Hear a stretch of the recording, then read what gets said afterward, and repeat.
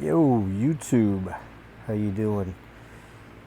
So, a while back I talked about starting a series called Shallow Dives, where I would take a band with a smaller catalog and maybe do like for example, a band that maybe had like 3 or 4 albums at most, and I would do like a shallow dive into the material. Well, because of what's going on with me health-wise, I didn't really. I tried to get into that and I couldn't. But what I decided to do instead, with the time I've got left here, is I decided to go and do. I'm going to call this series of however many of these episodes that I get done in the coming weeks, sharing a 6-pack with me. And I know that's super original, but it seems to be the best way to do this. And what I'm going to do is I'm going to go into my numerous boxes that I have in 3 different places in the apartment and yank out at random, more or less at random, 6 CDs that I'm going to talk about. And I'm not going to go listen to them. I'm going to go from memory, and talk about these albums. The only thing I did with each album is I looked up the date of release, the producer, and the record company, to give you some basic information in case you wanted to look them up. This is not going to be all metal. As all of you know, is my channel is not an all metal channel. I listen to jazz, I listen to trip hop, I listen to electronica, I listen to classic rock, I listen to alternative rock, I listen to grunge, I listen to a lot of different musics. And I have a pretty big CD collection that none of you guys get to see because I'm not fortunate enough, based on my circumstances, to have it displayed. In fact, I lost all my shelving that I built and the ones that I bought. I had 2 massive wall units. One was 6 by 8 that I built. It was 8 feet tall by 6 feet wide. I don't remember how many shelves there were on it, but I had close to at that time I probably had about 3,800 CDs, and I had most of them up on the wall. It was basically full.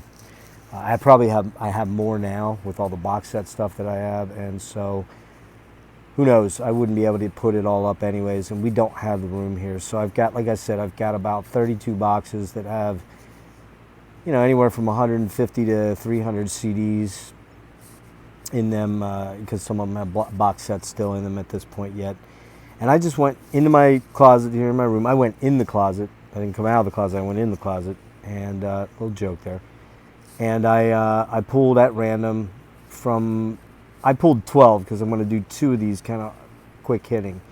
I know I keep saying, this is the last thing I'm going to do. But when I have energy and feel a little bit better like I kind of do tonight, when I get sleep, I'm just going to riff on these CDs that I yank out. Tonight's actually going through the 12 that I pulled out. I'm going to do 2 different episodes. One I'll post right away, and one I might post in the morning or tomorrow afternoon. Today afternoon. I'm going to riff on these. I'm going to show them to you, and I'm going to talk about maybe key tracks or the tracks that I know off the top of my head that I've got up here. Most of these I'm pretty good on. There's 1 or 2 that I was kind of like, man, I really should listen to that. But I don't want to do it that way. I kind of want to throw first impressions at you guys. And a lot of these are older CDs. These are things from the 70s, 80s, 90s, 2000s mainly. There is a lot newer material that I have, but I just didn't happen to pick a lot of those out. So we're going to see how it goes. If nobody watches them, then I'll kill it after an episode or 2 and never do them again. If it's something that people dig and want to see more of, I'll try to do maybe 2 or 3 a week. And that way you kind of get to see my CD collection, because you don't get to see it like you do Nick's or Rick's or, any number of Jake's or any of the guys that I hang out with regularly on through the weekends. You don't really get to see. Now, Serge, you don't usually get to see his stuff, or Chuck so much, but the guys that do the VC and the YouTube stuff, you generally get to see their collection behind them. You can't really see that with me, so you don't really know what I have, and I don't even know what I have, to be honest with you. I went and pulled some of these out, and I'm like, damn, I have this? I didn't remember having this. I thought I got rid of that or whatever. Anyways, so we're going to kind of do that. And I might intersperse it with going over a box set or two through the week, where I just yank a box set at random, and maybe we'll do a 6-pack of box sets, which would be kind of cool, and I can riff on those. I'm not going to do like a track-by-track thing like I do with the deep dives, because that's what the deep dives are for, and these will obviously be me, no panels. So they're going to be a lot quicker. I'd like to try to keep them in the 30-minute range at most, maybe even shorter, which I know you're all thinking, no way Jeff can keep those shorter than 30 minutes. You're probably right, but I don't want these to become like hour-long things where I just, go on and on and on. So what we're going to do is we're going to start with CD1 that I yanked out, and I got this at XYZ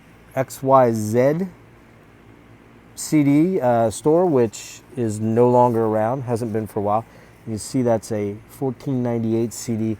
Probably got this early 2000s. I believe these Hollywood reissues came out. It says 91, but I don't think that's right. Maybe it was the 90s these came out. And, they were fucking us for CDs back then, and probably still are, but that's why the record industry is kind of a fucking mess. Anyways, number 1 in the 6-pack, Queen 2. Came out March 8th, 1972 on EMI Elektra. Was produced by Roy Thomas Baker. And, yeah. Happens to be my favorite Queen, although there's a lot of Queen albums that are my favorites. This album fucking rules, though. I'd almost go so far as to say it's their heavy metal album, but a lot of people usually say Sheer Heart Attack is their heavy metal album. And I wouldn't disagree with that, but the first 3 Queens are without question the heaviest of the Queens. But, man, Brian May's a fucking monster, killer guitar player, and this album, he rips. Now, these are the Hollywood reissues, as I said, and they have 1, 2, 3 bonus tracks on. You can see the track listing there. And as for, I love every song on here. There's not one song on here that's not a banger. As I said, probably the first 2 Queen albums are my favorites. I love Innuendo. I love News of the World. I love Day at the Races. And I have pretty much, I think I have every Queen album. There may be 1 or 2 that they snuck out posthumously. I think there may be 1 that came out that I don't have. And I don't have any of the I don't know if they even did stuff with the guy that sings for him now. I can't remember his name, Ryan something or whatever. Not really of interest to me. Freddie was so iconic that, how do you replace Freddie Mercury? This kid's good. I forget his name. He's American Idol winner, I think it was. But anyways, this album just got it. Starts out with Procession, which is a guitar instrumental of Brian May doing like the Death Processional. Goes into Father to Son. Joy goes around. From father to son to son. So good, man. Father to Son, killer. White Queen, As It Began. That's a Brian May song. Super fucking cool. Someday, One Day, killer song. The Loser in the End is a Roger Taylor song. Roger always had that gritty, fucking almost metal voice, man, and he sounds great on The Loser in the End. So damn good. Someday, One Day is just another beautiful song with Brian May on vocals, I believe. Then my favorite Queen song, Ogre Battle. It's so fucking killer. That song, Ogre Battle, is like a massive metal, prog metal masterpiece. Fairyfeller's Masterstroke, great. Nevermore. God, what a beautiful vocal from Freddie. March of the Black Queen. Here comes the Black Queen. So damn good. Funny How Love Is, Freddie's song, and The Seven Seas Will Rise. Then this has See What a Fool I've Been, which was a B-side. I don't remember it. Ogre Battle, bonus remix. Don't remember it. And A Seven Seas Will Rise. Great.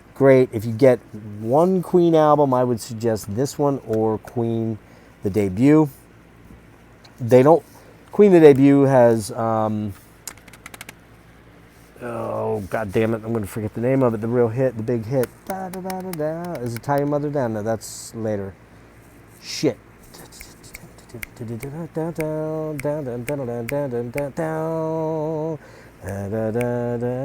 can't remember the fucking song. Anyways, has the one big hit on it. It's got Liar on it. It's got Great King Rat. Fucking killer album. But these two, the first two Queen albums, superlative. Number 2 is, if you watch the Steven Wilson or Porcupine Tree deep dives that we've done, we did the Porcupine Tree last year in September, and then we did the Steve Wilson one on Friday. You'll know that Steven Wilson has several different bands, but this is his first band with Tim Bowness and Ben Coleman. They're kind of an art rock band, even synth poppy with a little bit of very, very eclectic, minimalist sort of Mark Hollis / Talk vibe to them. This is probably their most, I would say, early on, it was their most aggressively artistic album. Robert Fripp plays on this album. It's called Fkowermouth. It came out June 27th, 1994 on One Little Indian, which I don't believe it's a UK independent label that I don't think is still around. Was produced by Tim Bowness and Steven Wilson. Oh, and by the way, I was rating these. Queen 2, 10 out of 10. No Man, Fkowermouth, 10 out of 10. The killer tracks on here: Angel Gets Caught in the Beauty Trap with Robert Fripp playing lead, blistering lead guitar on it. You Grow More Beautiful, what a beautiful track. Oh my God, it's so incredible. Animal Ghost, very minimalist, really, really cool guitar chords on that one. Again, Tim's breathy vocals are just, you have to hear them. They are a bit of an acquired taste. I don't even know who I would liken them to, because maybe Mark Hollis from Talk would probably be the closest thing, and we're going to talk about Talk, but going to try to do a mini dive on those guys. This album is just absolutely gorgeous. The orchestrations on it are mind-blowing. For an album that came out in 94, it still sounds fresh, literally almost 30 years later. This is a really, really beautiful album. It's art rock. It's not alt rock, it's art rock. It's just Shell of a Fighter. Shell of a Fighter. You are going to get me singing a little bit in these, just because I'm trying to remember which tracks I remember the most and the best. But this, again, alternative rock, no. It's definitely art rock. It's minimalist, although this album is not very minimalist because it's got a lot of, as I said, it's got a lot of orchestrations, beautiful guitar work, beautiful keyboards on it, and beautiful, beautiful violin, electric violin that is just, it adds so much atmosphere and dynamics to it. And that's another thing that I would use to explain No Man. Super atmospheric. Just, I almost like No Man better than Porcupine Tree a lot of the time. If you really hold my feet to the flame, I would say that sometimes the art rock side of Steven Wilson with Tim Bowness blew my mind even more than Porcupine Tree did. Killer album, 10 out of 10. This is where I would probably start if I was to point you in a direction for No Man, because it's just earworms galore. Incredible, incredible album. All right, album number 3. See, we're moving along pretty good. I talked about this one, I believe. Crazy that I pulled it out. I swear I did. I talked about this one with Nick the other night, I believe. It's called HSAS Through the Fire. And the HSAS stands for Hagar, Sean, Shreve, and Aronson. That's Sammy Hagar on vocals, Neil Sean on guitars, Kenny Shreve on, Kenny Aronson on bass, HSAS, yeah, Kenny Aronson on bass, and Michael Shreve from the Santana Band on drums. This is a fucking killer. This came out in 1984, so it's right in the middle of hair metal, but it's not very hair metal, and it's not very Journey-like at all. It's pretty fucking blazing heavy, man. I mean, Neil Sean, this might be one of Neil Sean's heaviest guitar moments on record, until he did Hardline. And of course, some of the Journey stuff he did was heavy when he wasn't doing the Steve Perry ballad stuff. But like Infinity, Evolution have some really heavy moments on it. Some of Escape has some pretty heavy guitar. But this shit, man, this is borderline metal. This came out in 1984. March of '84. I could not find a date. It was produced by Neil Schon and Sammy Hagar, and it came out on Geffen, which is now Interscope. It was bought out quite a long time ago. Geffen sold out to Interscope, which I believe is Danny Iovine's or Jimmy Iovine's label. I believe. This album, man, Jesus Christ, it's fucking heavy, man. The guitars are blazing. Now, are we talking about metal? Are we talking about, are we talking, Merciful Fate or Venom or something? No, we're not talking that. We're talking melodic metal, melodic heavy hard rock. This album, just start to finish, every song on it's great, but Top of the Rock is a ripper. Missing You is killer. It's not the John Waite Missing You. Animation is so goddamn good. And the best two tracks on the album, Valley of Kings and Giza. Giza is just fucking epic. Yes, they're talking about Egypt, and it sounds like it. The guitar on it is just badass. Neil Schon's one of my favorite players, but he rips on this album. They do a cover of Procol Harum's Whiter Shade of Pale that's killer, and He Will Understand's great. My Hometown and Hot and Dirty are both good songs, but Hot and Dirty is kind of the lone song on there. That's why I give it a 9 out of 10. HSAS, man, that fucking album rips. All right, here's another. This is more alt rock, maybe grunge rock. This is Sponge, Rotting Piñata. I really like Sponge. I've got 3 of their albums, I think. The first 2 are definitely the best, the original incarnation of the band. Probably my favorite, although I really do like Wax Ecstatic. Let's see, what do we got on here? 8/2/94, August 2nd, 1994. This came out, Tom Palatine and Sponge producing, and this came out on Work Group, which is a division of Sony. Man, it's grungy, but it's very, very tuneful. I really like Vinny Dombrowski's vocals. Always thought he was a cool vocalist. He had a unique sort of vibe to his voice. This is a 9 out of 10. It starts out with the massively killer Penny Wheels. It's got Rotting Piñata's a great tune. Giants, man. The song Giants on here, holy shit. It's fucking epically heavy. Again, not really grunge, not really metal. Sort of an amalgam of all that stuff. You could almost say it's kind of Led Zeppelin-ish at times.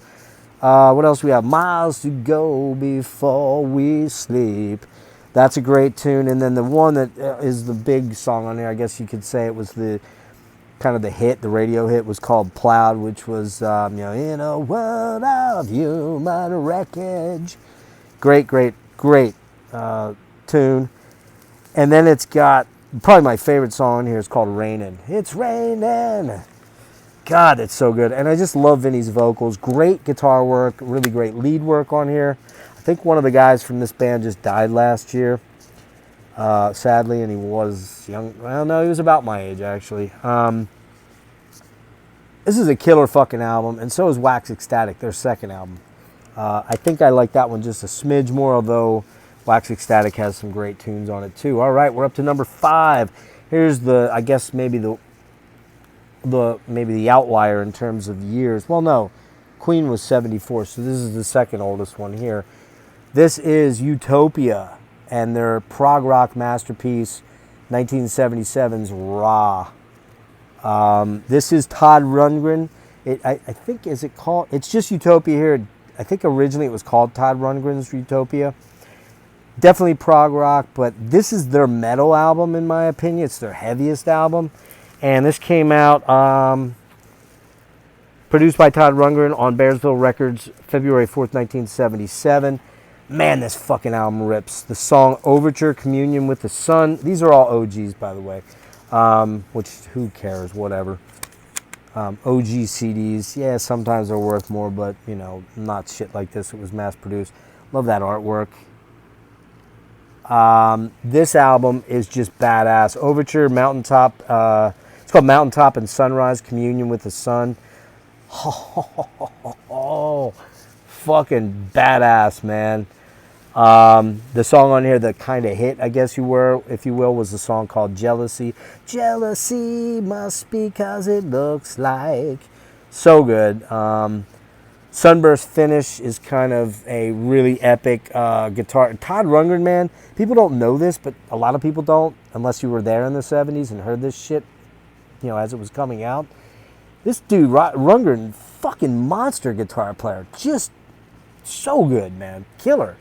My favorite song on the album, Hiroshima, about the refrain is, the chorus, I'm sorry, is, how's it go here? I'm sure it's in here. It goes,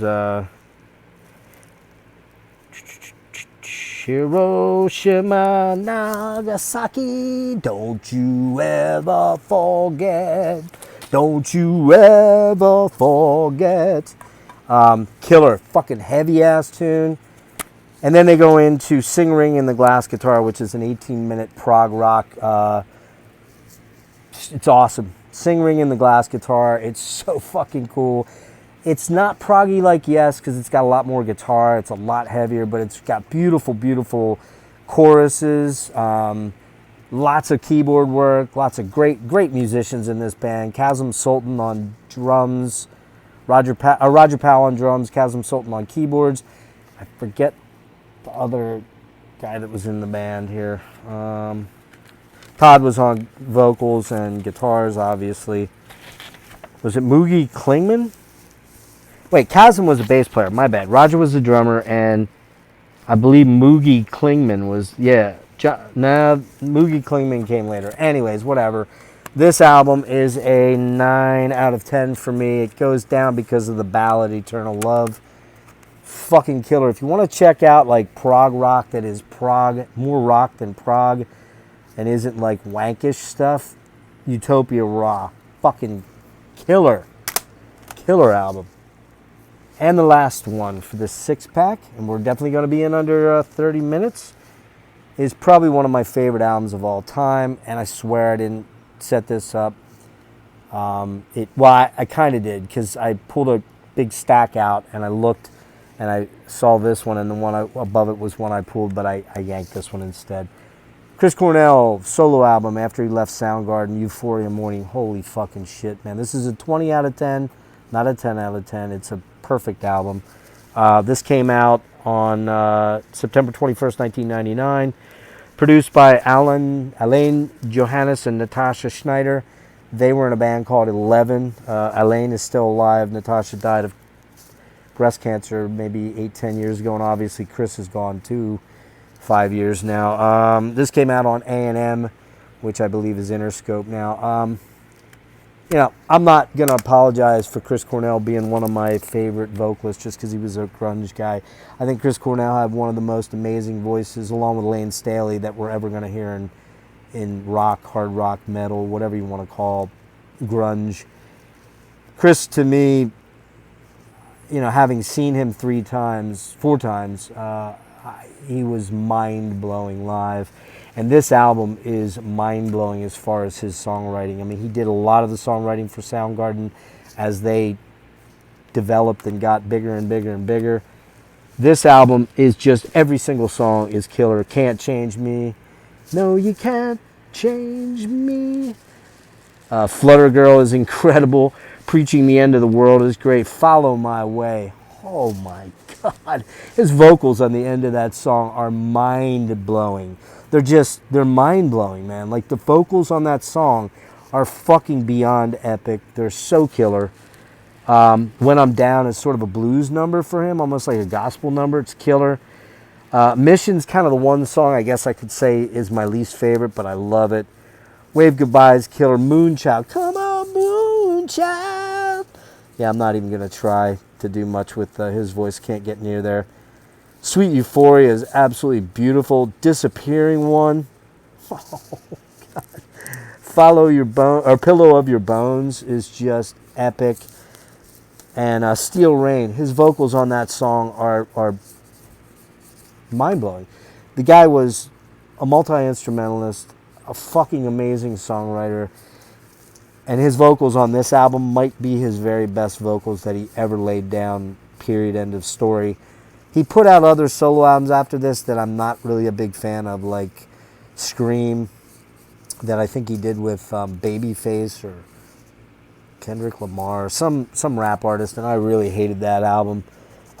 He did the album, I think it's called, God, I forget the name of it now. I can't remember the name of the third album that he put out. Not really great.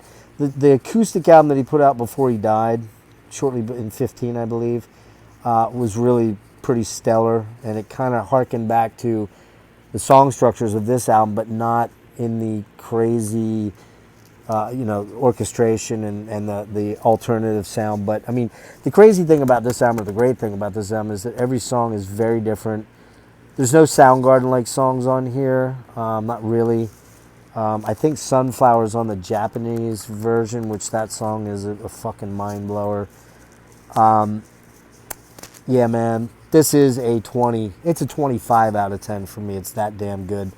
I love this band, or not this band. I love this album. I love this dude, man. Like, he's one of the only like 2 artists I think I've ever like shed tears over when they passed. And it took me a couple days, but man, when it hit me fucking like a ton of bricks with Chris, man. I really was, I was hurting when I found out that he died. And I have a funny, weird story that I know I've told the story about being at the Voivod, Soundgarden, and Faith No More show back in 1990, I believe it was. 89? No, 90. And I got to meet Chris after the show when they were on their Louder Than Love tour, and they were really not. They were somebody, but they weren't anybody really. They hadn't yet hit Bad Motor Finger, hadn't come out, and they hadn't hit the epic, heights that they did with Super Unknown. So Chris was pretty down to earth and cool. I didn't really talk to him long, maybe like 5 minutes, but he seemed really drunk and maybe stoned a little bit, but he was super cool. And that's a moment I kind of cherish. Morning Euphoria, Sweet Euphoria, Euphoria Morning. Shit, I said that title 3 times wrong. By Chris Cornell. Absolute fucking masterpiece of an album. And I do think that maybe Chris Cornell might have been the greatest singer of the 90s when he was rising to fame. I just don't. Him and Lane are 1 and 2 for me, and they're really the only two bands from the grunge era that I really, really liked. I only like the first Pearl Jam and don't really like any Nirvana. I do like Mother Love Bone, which I know, Eric, if you're watching, you fucking hate that album, Apple, but I really like that album. But I get why. But just for Crown of Thorns alone, I love that album. But the rest of it, there's a lot of great songs on there too. So, hey, thanks for sharing a 6-pack with me, and let me know in the comments whether any of these albums resonate with you, if they're albums you never heard of and you're going to go check out or pick up or check out on YouTube or Spotify or whatever, and you dig them and you end up picking them up, let me know.